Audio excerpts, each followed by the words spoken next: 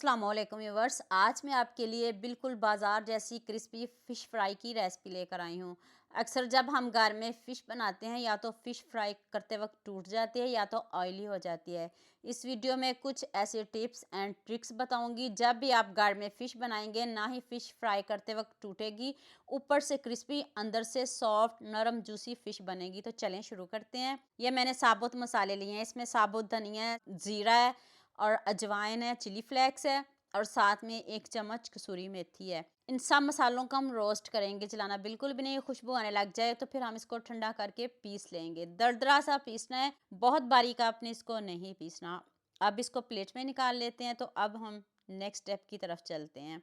तो इधर मैंने 2 किलो फ़िश ली है। इसको मैंने अच्छे से वॉश कर लिया है। फ़िश में पानी बिल्कुल भी नहीं होना चाहिए। 1 चम्मच अदरक लहसुन का पेस्ट, साथ में 2 सब्ज़ मिर्च पीस लिए हैं और 3 से 4 चम्मच इमली का पल्प, 1 टीस्पून लाल मिर्च का पाउडर, हाफ टी स्पून हल्दी पाउडर, 1 टीस्पून गरम मसाला powder, 1 teaspoon chaat masala powder और 1 टीस्पून ही मैंने इसमें नमक डाला है। नमक मैंने इसमें ज़्यादा ऐड नहीं किया, आप जितना चाहें डाल सकते हो।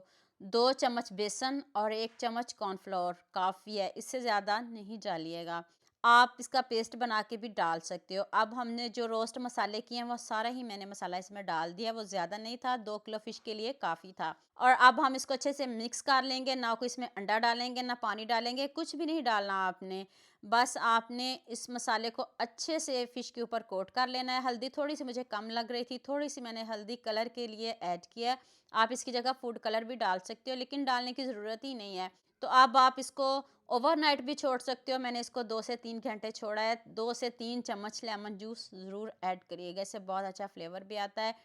तो मैं इसको अब फ्रिज में रख दूँगी 2 से 3 घंटे के लिए।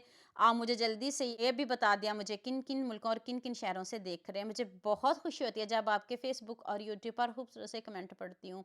आप सबका खूबसूरत कमेंट करने का बहुत-बहुत शुक्रिया और आप सबके लिए भी दिल से दुआ है मेरी, आप भी हमेशा खुश रहें और हमेशा मेरे साथ ऐसे जुड़े रहें। देख लें 3 घंटे के बाद कितने अच्छे से फ़िश के ऊपर कोटिंग हो गई, ना आपकी कोटिंग उतरेगी। ऑयल भी देखिएगा कितना साफ़ होगा। अब आपने इसको क्रिस्पी करना है, गोल्डन करना है। आप इसको 2 मरतबा भी फ्राई कर सकते हो, लेकिन मैंने इसको 1 मरतबा ही फ्राई किया है।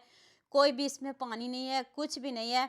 पहले आप 5 मिनट इसको फ्राई करें, निकाल लें, तो फिर दोबारा से इसको फ्राई करें, तो इससे और भी क्रिस्पी होगी और भी मज़े की फ़िश होगी। लेकिन ज़रूरत ही नहीं है, आप 1 मरतबा भी इसको फ्राई कर सकते हो, लेकिन आँच मीडियम रखिएगा, तेज़ आँच पे इसको नहीं पकाइएगा। आपको पता है सॉफ्ट है, बहुत जल्दी पक जाती है और इसका कलर गोल्डन करना है। तो मैं सारी फ़िश रेडी कर लूँ, बाकी की भी रेडी कर लूँ, फिर मैं आपको इसकी फाइनल लुक दिखाती हूँ। यहाँ मैं आपको याद दिला दूँ, अगर आपको मेरी रेसिपीज़ पसंद आ रही हैं तो जल्दी से मेरे फ़ेसबुक पेज को भी फ़ॉलो कर लो और साथ में मुझे यूट्यूब पे भी सब्सक्राइब कर दो। ये आपकी तरफ से प्यार होता है, मोहब्बत होती है, खुशी होती है कि आपको मेरी रेसिपीज़ पसंद आ रही हैं। लीजिए जी, मज़ेदार से हमारी फ़िश रेडी हो गई है। देख लें ऊपर से कितनी क्रिस्पी और अंदर से कितनी सॉफ्ट है। बिल्कुल बाज़ार जैसी फ़िश है, कोई जज भी नहीं कर सकेगा कि आपने घर बनाई है। इतनी टेस्टी, इतनी मज़े की बनाई है।